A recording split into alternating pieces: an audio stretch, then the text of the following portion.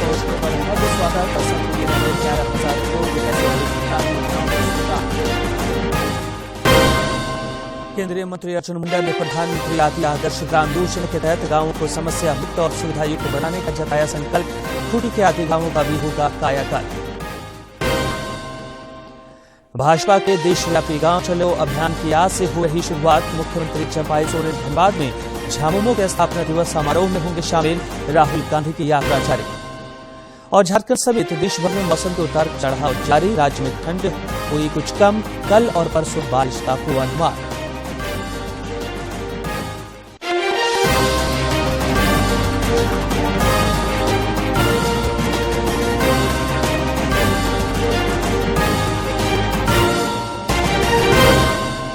नमस्कार, प्रादेशिक समाचार में आपका स्वागत है। मैं हूं मोहम्मद रियाज आलम और अब समाचार विस्तार से। प्रधानमंत्री नरेंद्र मोदी आज असम के दौरे पर हैं। इस क्रम में वे विभिन्न कार्यक्रमों में हिस्सा ले रहे हैं। असम पहुंचने पर प्रधानमंत्री का भव्य स्वागत किया गया। प्रधानमंत्री असम को 11,000 करोड़ रुपए से अधिक की विकास परियोजनाओं की सौगात दे रहे हैं, जिसमें मां कामाख्या दिव्या परियोजना की आधारशिला भी शामिल है।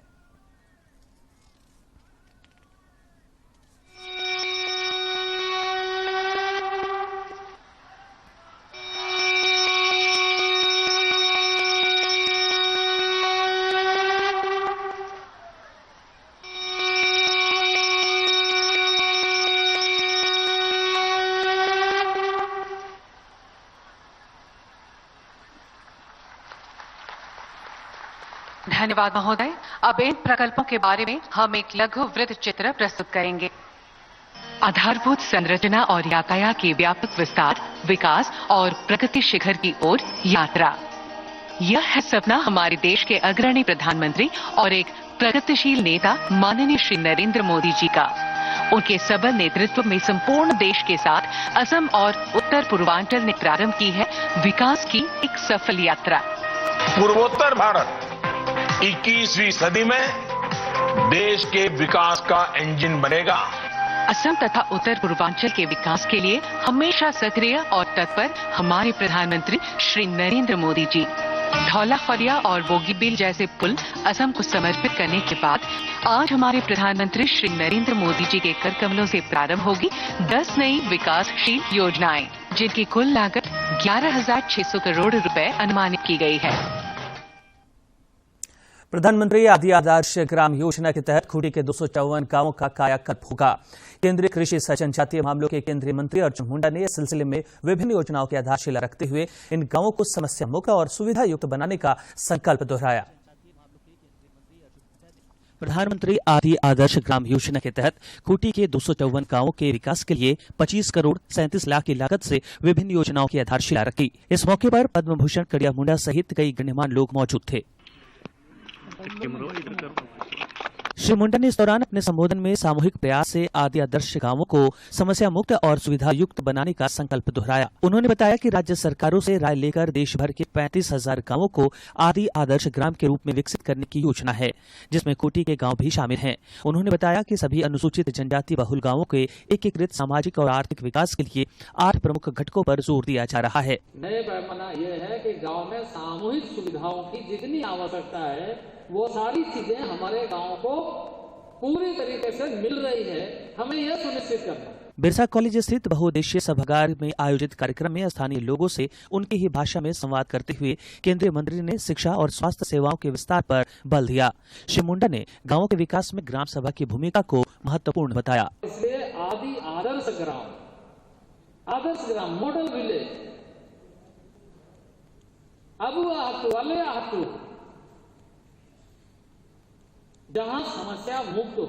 पर्यावरण संरक्षण पर जोर देते हुए श्री मुंडा ने कहा कि वन और वन प्रबंधन का जिम्मा ग्रामीणों के हाथों में होना चाहिए, क्योंकि वनों का अस्तित्व जनजातीय समुदायों के अस्तित्व से जुड़ा है। संसाधनों का प्रबंधन, सुविधाओं का स्थापन और गांव की महत्ता गांव के नागरिकों के माध्यम से बेहतर हो, बेहतर दिखे और बेहतर परिणाम आए। मौके पर मौजूद पद्म भूषण कड़िया मुंडा ने जन भागीदारी से विकास को नया आयाम देने पर बल दिया और इसके लिए जन जागरूकता को भी जरूरी बताया। खूंटी से ज्योत्सना की रिपोर्ट। भाजपा द्वारा आज से झारखंड समेत देश भर में गांव चलो अभियान की शुरुआत की जा रही है। इस अभियान के माध्यम से विभिन्न विकास और कल्याणकारी योजनाओं का लाभ समाज के अंतिम व्यक्ति तक पहुंचाने की कोशिश होगी। इस सिलसिले में भाजपा ने बड़े पैमाने पर तैयारी की है और अभियान को सफलीभूत करने के लिए प्रशिक्षण कार्यक्रम भी चलाया है। यह अभियान आगामी 11 फरवरी तक चलेगा। भाजपा के गांव चलो अभियान से 30 लाख कार्यकर्ता जुड़ेंगे। 7 लाख गांवों और शहर के हर बूथ पर पार्टी कार्यकर्ताओं की मौजूदगी रहेगी। इस अभियान के तहत पार्टी के नेता मोदी सरकार की उपलब्धियों और योजनाओं को जन जन तक पहुंचाएंगे। इसमें लगभग 30 लाख कार्यकर्ता भाग लेंगे। इस अभियान का उद्देश्य मोदी सरकार के काम को अंतिम व्यक्ति तक पहुंचाना है। इसके लिए अभियान के तहत संगठन के 988 जिलों और 16,188 मंडलों में प्रशिक्षण शिविर आयोजित किए जाएंगे। धनबाद में आज झामुमो का 52वां स्थापना दिवस समारोह आयोजित हो रहा है। स्थानीय गोल्फ ग्राउंड में आयोजित समारोह में मुख्यमंत्री चंपाई सोरेन बतौर मुख्य अतिथि मौजूद रहेंगे। करीब 2 बजे से यह कार्यक्रम प्रस्तावित है। इस बीच मुख्यमंत्री के धनबाद दौरे के मद्देनजर जिले में सुरक्षा व्यवस्था बढ़ा दी गई है। इससे पहले 2 फरवरी की रात में दुमका में आयोजित स्थापना दिवस समारोह में मुख्यमंत्री शामिल हुए थे।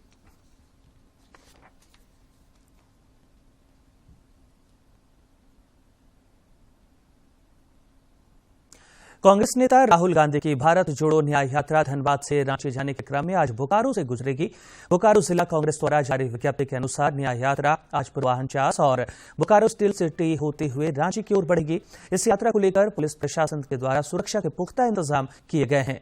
न्याय यात्रा के मार्ग पर सुरक्षा के पुख्ता इंतजाम किए गए हैं। एसडीओ चास ने बीती देर शाम आवश्यक दिशा निर्देश भी दिए हैं। उल्लेखनीय है कि वाहन की भीड़ को देखते हुए मार्ग में फेरबदल किया गया है, जो शाम 4 बजे तक लागू रहेगा। इससे पहले देवघर होते हुए राहुल गांधी की न्याय यात्रा धनबाद पहुंची थी।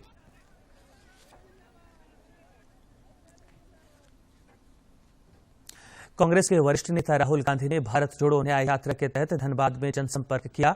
राहुल गांधी ने रोड शो के जरिए धनबाद की जनता का अभिवादन स्वीकार किया। जामताड़ा के रास्ते शनिवार की शाम ही राहुल धनबाद पहुंचे थे। टुंडी में रात्रि विश्राम के बाद सुबह राहुल गांधी का काफिला जनसंपर्क के लिए निकला। राहुल गांधी गोविंदपुर के रास्ते steel gate, station road, bank मोड़, करकेंद, महुदा होते हुए बोकारो की तरफ प्रस्थान करके वहीं धनबाद में जगह जगह कांग्रेस के कार्यकर्ताओं ने राहुल गांधी का जोरदार स्वागत किया। उन्होंने बैंक मोड़ में लोगों को संबोधित भी किया।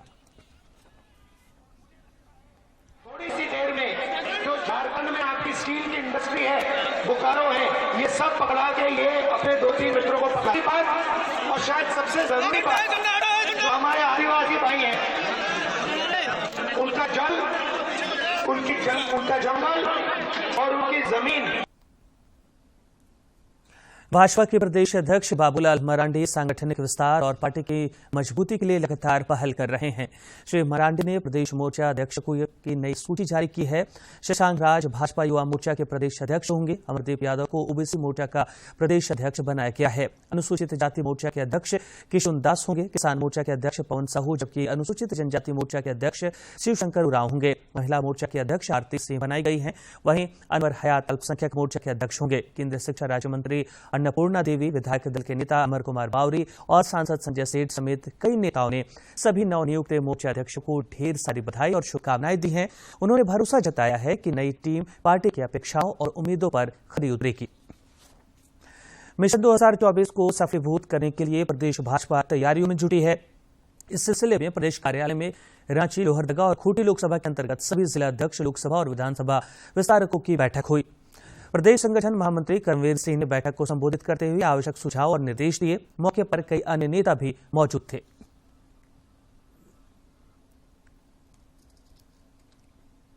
धनबाद सांसद पशुपतिनाथ सिंह ने अंतरिम बजट को विकसित भारत बनाने के निर्धारित लक्ष्य के अनुरूप बताया है। बोकारो परिसदन में आयोजित पत्रकार वार्ता में सांसद ने कहा कि मोदी सरकार सबका साथ, सबका विकास और सबका विश्वास के मूल मंत्र के आधार पर काम करती आ रही है। उन्होंने कहा कि प्रधानमंत्री ने वर्ष 2047 तक भारत को विकसित राष्ट्र बनाने का लक्ष्य निर्धारित किया है। यह सबकी भागीदारी से ही संभव है। विश्वास मोदी सरकार से बढ़ा और उस समय जो सरकार बनी थी बहुत कमजोर अर्थव्यवस्था इस देश में थी। जो अर्थव्यवस्था कमजोर थी उसको सुदृढ़ करना और यहाँ के गरीबों के जिंदगी में परिवर्तन लाना, यह मूल उद्देश्य 2014 में मोदी सरकार की थी, भारतीय जनता पार्टी की सरकार थी। नई दिल्ली में बिटोसा ग्लोबल सम्मेलन का आयोजन हुआ। इस दौरान नवोन्मेष और एआई जैसे विषयों पर मंथन हुआ। ग्लोबल सम्मेलन 2024 का मकसद था नवोन्मेष, आर्टिफिशियल इंटेलिजेंस, एयरोस्पेस जैसे महत्वपूर्ण क्षेत्रों में भारत की बढ़ती साख को और मजबूत बनाने पर मंथन करना। इस अवसर पर सूचना एवं प्रसारण मंत्रालय में सचिव अपूर्व चंद्र ने कहा कि कोविड में कोविन ऐप का सफल संचालन हो या फिर उज्ज्वला योजना, पीएम किसान निधि सहित अन्य योजनाओं की लाभार्थियों तक सीधे सब्सिडी पहुंचाना हो, भारत सरकार लगातार तकनीक के साथ हाथ मिलाकर विकसित भारत के संकल्प पर आगे बढ़ रही है। किस तरह से हमने डिजिटल पब्लिक इंफ्रास्ट्रक्चर को यूज किया, G20 में किस तरह से हमने दिखाया, किस तरह से हमने पेमेंट का अपना G20 में जो हमारे विभिन्न देशों से यहाँ पर आए और उनको कितना अचंभा होता था कि 10 रुपए की चाय भी वो इमीडिएटली पेमेंट कर सकते हैं। और जब हम यूएसए जैसे देशों में जाते हैं अपने जेबों में कॉइन्स भर के लाते हैं, क्योंकि अभी भी कैश का प्रचलन है।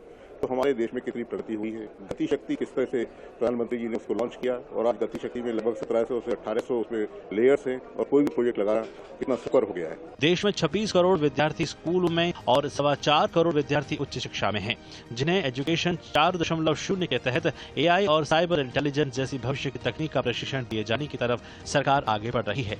As NCVT, as National Council for Vocational Education Training, we are working with all 60 sectors, and we are developing the future of work, future qualifications which are required by all these 60 sectors in collaboration with these technologies. How these technologies are impacting. Aeronautical society of India के अध्यक्ष doctor जी सतीश रेड्डी ने कहा कि भारत आने वाले समय में रक्षा उपकरण का सबसे बड़ा निर्यातक देश होगा। भारत में एआई और ड्रोन और साइबर तकनीक में युवाओं की अहम भूमिका होने वाली है। साथ ही डेनमार्क के राजदूत फ्रेडी स्वेन ने कहा कि भारत तकनीक के क्षेत्र में तेजी से उभरती हुई अर्थव्यवस्था साबित होगा। India in the last particularly decade has achieved many things which actually stand tall in the world today.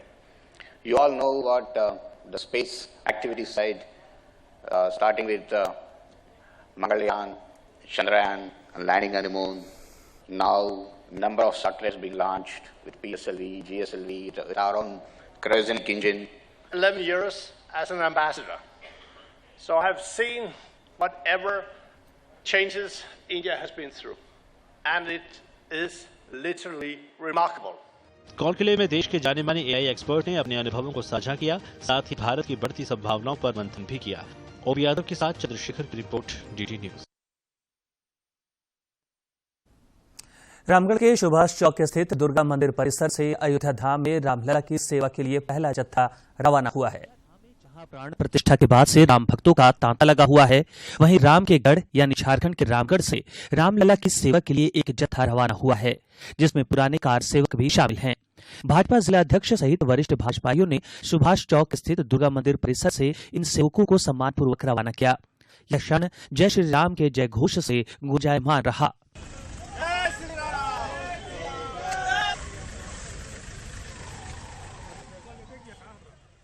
करीब 1 दर्जन की संख्या में रवाना हुए यह सभी कार्य सेवक रामगढ़ से अयोध्या रामलला मंदिर परिसर में अगले 15 दिनों तक अपनी सेवा देंगे।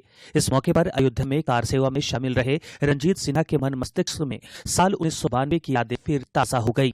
6 दिसंबर 1992 को जब अयोध्या में कार सेवा हुआ और जो विवादित ढांचा था, उस विवादित ढांचे को हटा दिया गया, कलंक के टीके को मिटा दिया गया।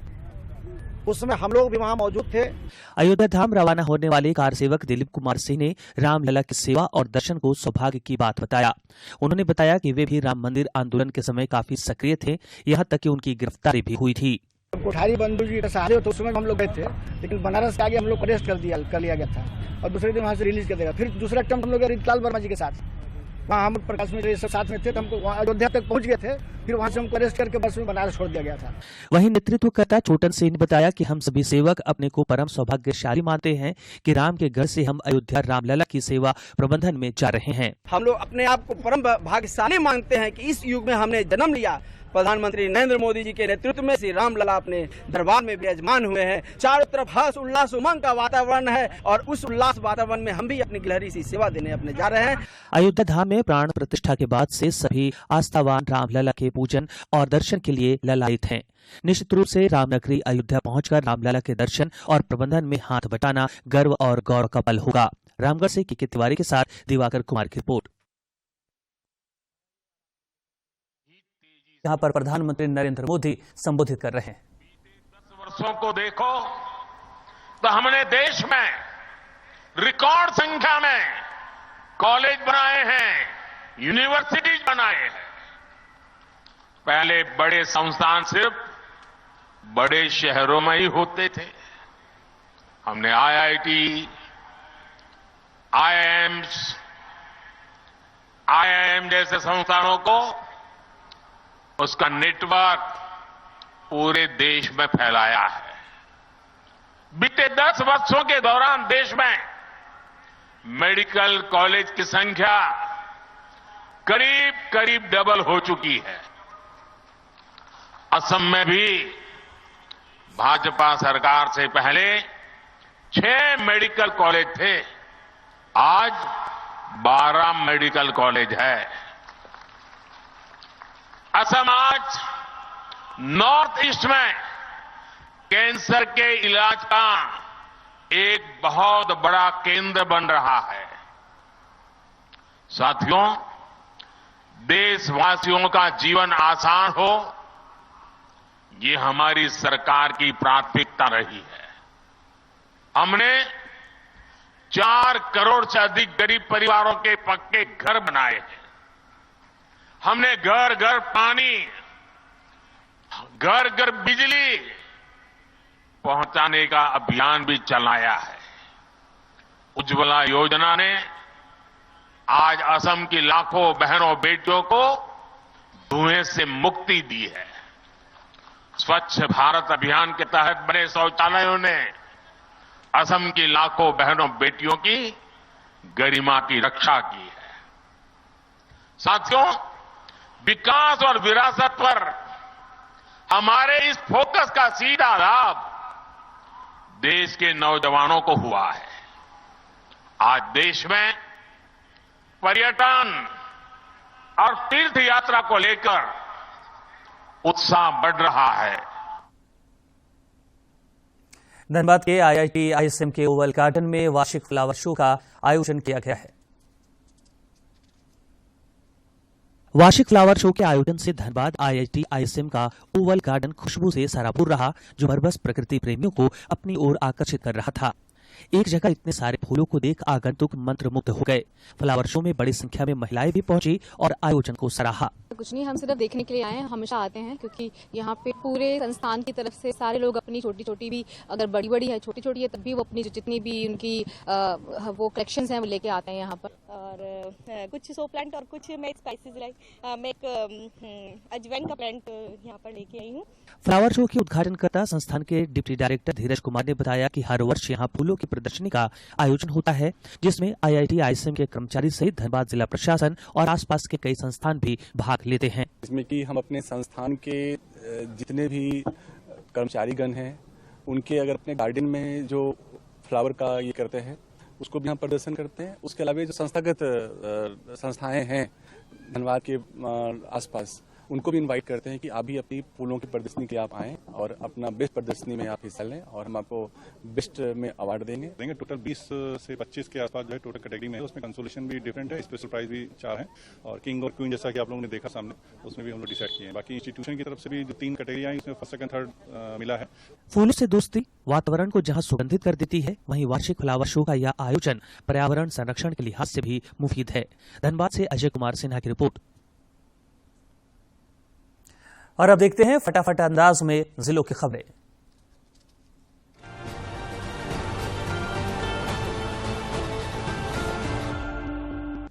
गुमला में उपायुक्त की मौजूदगी में संयुक्त समीक्षात्मक बैठक हुई, जिसमें विभिन्न विषयों पर मंथन हुआ। जिले में सड़क दुर्घटनाओं को कम करने के उद्देश्य से अब सभी पेट्रोल पंप में बिना हेलमेट के बाइक चालकों को पेट्रोल देने पर पाबंदी लगा दी गई है। उपायुक्त ने जिलेवासियों से सड़क सुरक्षा के नियमों का पालन करने की अपील की है। खूंटी में वार्षिक माध्यमिक परीक्षा और इंटरमीडिएट परीक्षा के सफल संचालन को लेकर बैठक का आयोजन हुआ। इस दौरान उपायुक्त ने कदाचार मुक्त और शांतिपूर्ण परीक्षा सुनिश्चित करने के लिए संबंधित पदाधिकारियों को आवश्यक दिशा निर्देश दिए। मुख्य सचिव द्वारा आगामी 5 फरवरी को वर्चुअल माध्यम से राज्य के कृषि, पशुपालन एवं सहकारिता विभाग की समीक्षात्मक बैठक प्रस्तावित है। पाकुड़ में इसकी तैयारी के लिए समीक्षात्मक बैठक का आयोजन हुआ और संबंधित अधिकारियों को आवश्यक दिशा निर्देश दिए गए। गढ़वा जिला निर्वाचन पदाधिकारी सह उपायुक्त ने लोकसभा चुनाव की तैयारी के संदर्भ में अनुमंडलवार बैठक का आयोजन कर मतदान केंद्रों पर न्यूनतम सुविधा की उपलब्धता सुनिश्चित कराने की हिदायत दी। साथ ही अन्वेषणों की समीक्षा कर आवश्यक निर्देश दिए। कोडरमा उपायुक्त ने 6 से 26 फरवरी तक आयोजित होने वाली वार्षिक माध्यमिक एवं इंटरमीडिएट परीक्षा के सफल संचालन की तैयारियों की समीक्षा की। उपायुक्त ने कदाचार मुक्त और शांतिपूर्ण वातावरण में परीक्षा संपन्न कराने एवं इससे संबंधित अन्य विषयों पर संबंधित पदाधिकारियों को आवश्यक दिशा निर्देश दिए। पाकुड़ में जैक द्वारा आयोजित होने वाली मैट्रिक एवं इंटर परीक्षा की तैयारियों के मद्देनजर उपायुक्त ने समाहरणालय सभागार में सभी केंद्राधीक्षकों और स्टैटिक मजिस्ट्रेट के साथ बैठक कर जरूरी दिशा निर्देश दिए। पाकुड़ उपायुक्त ने भूमि संरक्षण विभाग से संबंधित योजनाओं और उनकी प्रगति से जुड़े कार्यों की समीक्षा की। बैठक में तालाब जीर्णोद्धार एवं डीप बोरिंग से संबंधित योजनाओं की विस्तृत समीक्षा की गई। उपायुक्त ने ससमय सभी योजनाओं को पूर्ण करने के निर्देश दिए। पलामू में अवैध अफीम पोस्ता की खेती के खिलाफ अनवरत अभियान चलाया जा रहा है। जिले के मनातू थाना अंतर्गत नाकद गांव के जंगल में एरिया डोमिनेशन के क्रम में मिटार पिकेट एवं मनातू थाना के सशस्त्र बल द्वारा करीब 8 एकड़ पोस्ता फसल को नष्ट किया गया। गुमला के उपायुक्त ने बताया कि जिले के दूर दराज में रहने वाले नागरिक अब अपने प्रखंड कार्यालय में जाकर ई जन शिकायत के तहत वीडियो कॉन्फ्रेंस के माध्यम से सीधा संवाद कर अपनी समस्याओं को साझा कर सकते हैं। उन्होंने फरवरी माह में विभिन्न प्रखंडों में आयोजित होने वाले तिथिवार ई जन शिकायत की सूची साझा की है। दुमका उपायुक्त ने शिक्षा विभाग की बैठक से संबंधित अधिकारी को निजी विद्यालय में अध्ययन करते हुए सरकारी सुविधाओं का लाभ ले रहे बच्चों का नाम सरकारी विद्यालय से हटाने की हिदायत दी है। उन्होंने इसके अलावा 100% पोशाक वितरण करने, जर्जर विद्यालयों को ध्वस्त करने जैसे कई निर्देश दिए।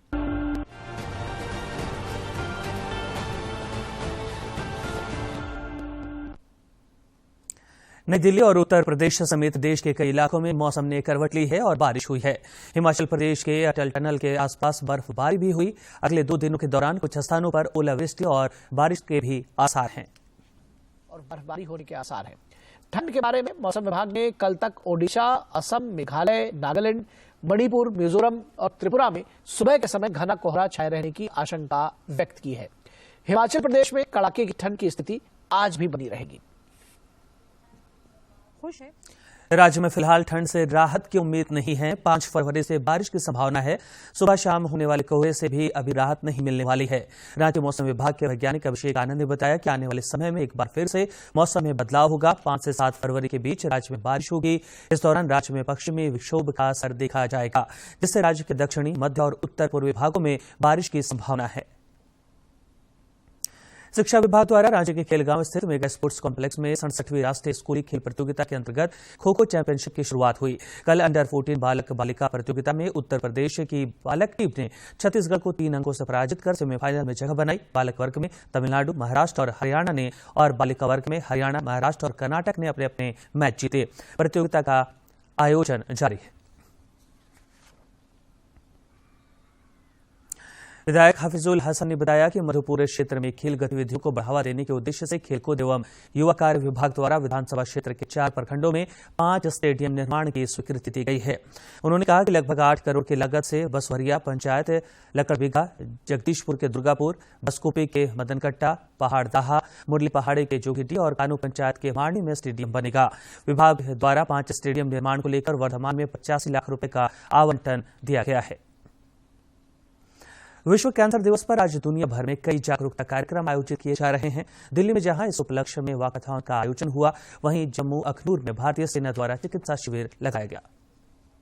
महिलाओं में जो कैंसर होने के कुछ वजहें होती हैं। ब्रेस्ट कैंसर नंबर 1 माना जाता है, सबसे ज्यादा ब्रेस्ट कैंसर महिलाओं में होता है, और उसके दूसरे नंबर पर आता है सर्वाइकल कैंसर। और उससे बच्चियों को, महिलाओं को बचाने के लिए इस देश की सरकार ने एक बड़ा फैसला इस बार के अंतरिम बजट में लिया है। कितना महत्वपूर्ण ये फैसला है। हमारे साथ मध्य प्रदेश के राज्य टीकाकरण अधिकारी और लंबी सेवाएं अपनी टीकाकरण के क्षेत्र में दे चुके डॉक्टर संतोष शुक्ला जी मौजूद हैं। सर, सबसे पहले तो यही कि एक लंबा अनुभव आपका वैक्सीनेशन के क्षेत्र में है। सर, सर्वाइकल कैंसर, जिसकी चिंता सरकार ने की है, कितना महत्वपूर्ण आप इसको मानते हैं? देखिए, पूरे प्रोग्राम जितने भी चलते रहेंगे टीकाकरण के, वो है जिंदगी को बचाने के लिए। और एक चीज़ और बता दें, जितने भी वायरस हैं लाइलाज हैं, तो ये बीमारी लाइलाज है, मगर टीके बहुत लाजवाब हैं। और भारत शासन का निर्णय भी बेमिसाल है, क्योंकि हमारी वो बच्चियाँ जो खासतौर से हमारे ग्रामीण क्षेत्र में रहती हैं, अभावों में जीती हैं, गंदगी में पलती हैं, तो वहाँ ये असुरक्षित यौन, असुरक्षित अगर मासिक धर्म में हमारे पास पैड तक अगर उपलब्ध नहीं रहते हैं, तो इन्फेक्शन के चांसेस ज्यादा रहते हैं।